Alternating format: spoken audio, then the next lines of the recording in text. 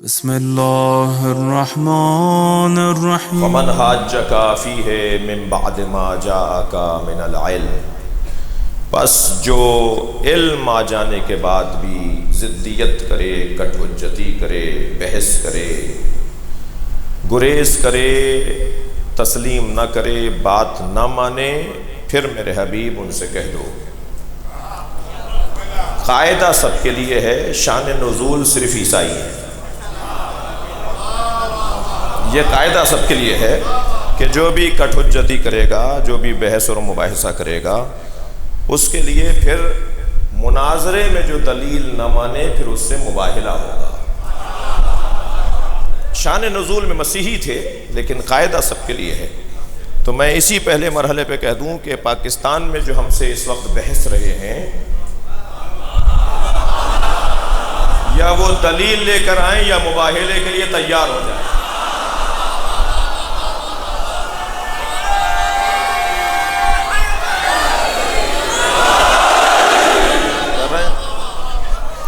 فمن حاجک فیہ من بعد ما جاءک من العلم، جو علم آ جانے کے بعد بھی، دلیل آ جانے کے بعد بھی بحث کرے، مباحثہ کرے، کٹ حجتی کرے۔ بحث کیا تھی؟ پہلے جلدی سے میں کچھ بہتر کر لوں اپنے الفاظ کو۔ کیا ہو رہا تھا سرکار کے ساتھ؟ مباحثہ کیا تھا؟ تکرار کس بات کی کر رہے تھے؟ کیا عقیدہ لے کر آئے تھے جو سرکار تسلیم نہیں کر رہے تھے؟ دلیل ان کے پاس کیا تھی اور نبی کے پاس کیا تھی؟ جی، دلیل اور بحث اور رد اور دلیل اور اثبات، یہ سارے اگر مفاہیم کو ایک جگہ میں یوں کہوں کہ آئے تھے یہ کہنے کے لیے کہ حضرت عیسیٰ اللہ کے بیٹے ہیں۔ تو نبی مکرم نے فرمایا کہ لم یلد ولم یولد، اللہ کا نہ کوئی باپ ہے نہ اللہ کا کوئی بیٹا ہے، نہ اللہ کسی سے پیدا ہوا ہے نہ اللہ کسی کو پیدا کرتا ہے، یعنی کسی کی ولادت اللہ سے نہیں ہوتی۔ یہی میں اپنے دوستوں کے لیے ایک لفظ کہوں کہ اللہ خالق ہے، والد نہیں ہے۔ خالق ہونا اور ہے، والد ہونا اور ہے۔ جس کمپنی نے اس مائک کو بنایا ہے وہ اس کا خالق ہے، مگر والد نہیں ہے۔ والد کے لیے ولد جز ہوتا ہے، اسی کی جنس سے ہوتا ہے، اس کے مشابہ ہوتا ہے، اس کی تمثیل ہوتا ہے۔ یہ محاورہ صرف اردو میں نہیں ہے، عربی میں بھی ہے کہ بیٹا باپ کا جز ہوتا ہے۔ جو جز میں تبدیل ہو جائے وہ محتاج ہوتا ہے، اور جو محتاج ہو وہ سمد نہیں ہوتا، اور جو سمد نہ ہو وہ اللہ نہیں ہوتا۔ بیٹا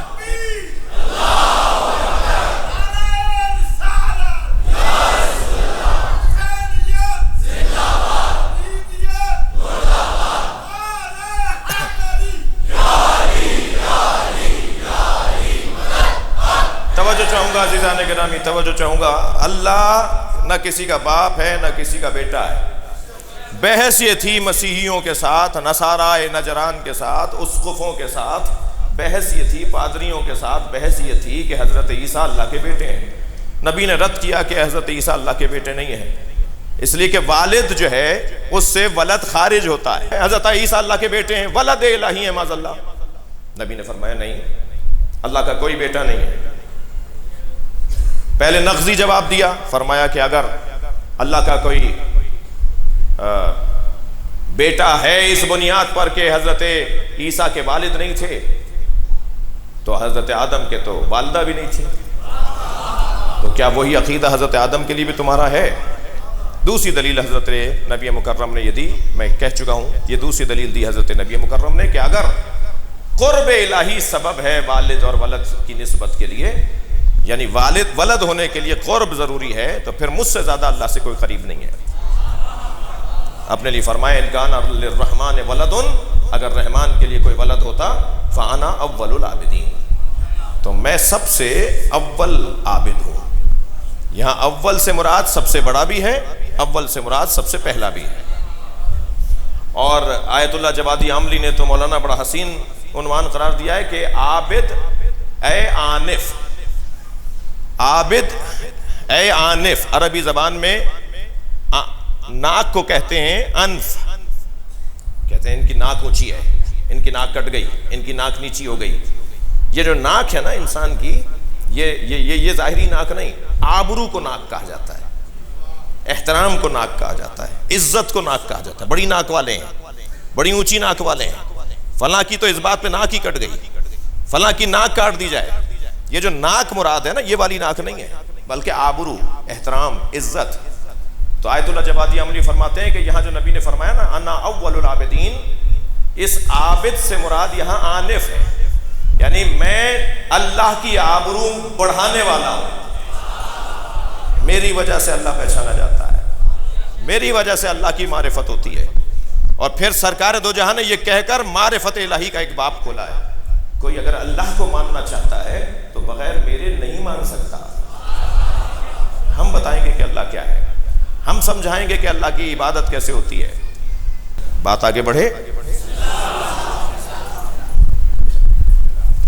کٹ حجتی کے بعد، بحث مباحثے کے بعد پھر مباہلہ ہوگا.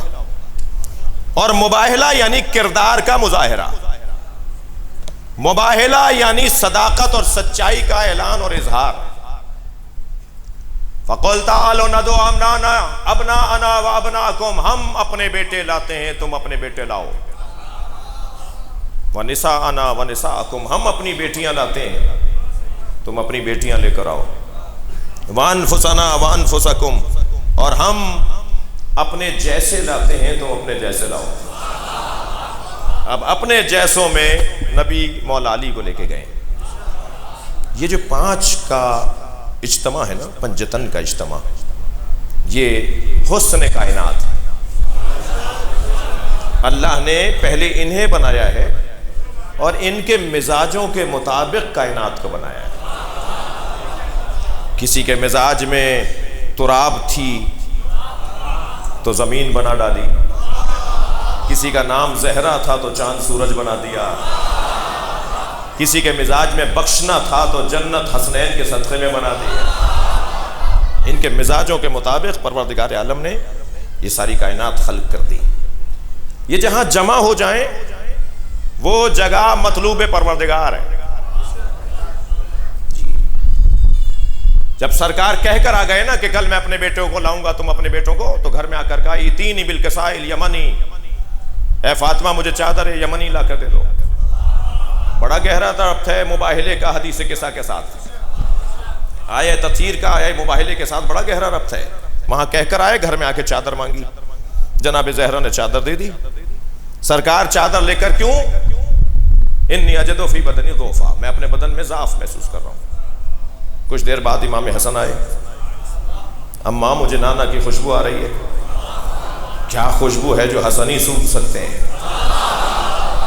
بی بی نے فرمایا تمہارے نانا چادر کے نیچے ہیں. فرما دیتی نا کہ نانا آرام کر رہے ہیں، آرام کرنے آئے نا. بی بی نے جانے دیا. مولا حسن نے بھی جا کے سلام کیا اور کہا نانا چادر میں آ جاؤں، اور نبی نے چادر میں لے لیا. کچھ ہی دیر بعد امام حسین آئے، اماں نانا کی خوشبو آ رہی ہے. کہ تمہارے نانا تمہارے بھائی حسن کے ساتھ چادر میں ہے. قریب جا کے نانا کو سلام کیا، نانا میں بھی آ جاؤں. نانا نے حسین کو بھی اپنی چادر میں لے لیا. کچھ دیر بعد اچھا فرض محال تو فرض کیا جا سکتا ہے نا، حسنین معاذ اللہ بچے تھے. مولا علی آئے، میں نبی کی خوشبو محسوس کر رہا ہوں. جناب زہرا نے نہیں فرمایا آرام کر رہے ہیں. قریب گئے، میں چادر میں آ جاؤں. نبی نے چادر میں مولا علی کو بھی لے لیا. فرض محال فرض، معاذ اللہ مولا علی کو نہیں پتا تھا. معاذ اللہ جی جناب زہرا کو تو معلوم ہے نا کہ چادر میں کیوں گئے ہیں. خدا کے کہنے لگی میں بھی چادر میں آ جاؤں. اور چادر میں نبی نے لیا. اب نقن صاحب کا جملہ ہدیہ کر رہا ہوں. نقن صاحب فرماتے ہیں اینٹوں کے گھر میں نبی نے چادر کا گھر بنایا. وہ جو اینٹوں کے گھر میں تھے وہ اہل بیت نبی تھے، جو چادر کے گھر میں تھے وہ اہل بیت نبوت. اور یہ اتنا مضبوط گھر بنایا اللہ کے نبی نے کہ کہا ہؤلاء اہل بیتی، یہ میرے اہل بیت ہیں. سوال تو یہ ہے کہ یہ آرام کرنے آئے تھے تو یہ سب کیوں چادر میں آ گئے؟ سوال ابھی باقی ہے، جواب نہیں دیا میں نے ان بچوں اور جوانوں کے لیے۔ چادر میں کیوں آ گئے جبکہ وہ آرام کرنے آئے تھے؟ سرکار نے کیوں لے لیا چادر میں سارے اپنے گھر کے بچوں کو اور اپنی دختر کو اور مولا علی کو؟ جواب اس کا یہی ہے کہ یہ ضعف بدن نبی نہیں تھا،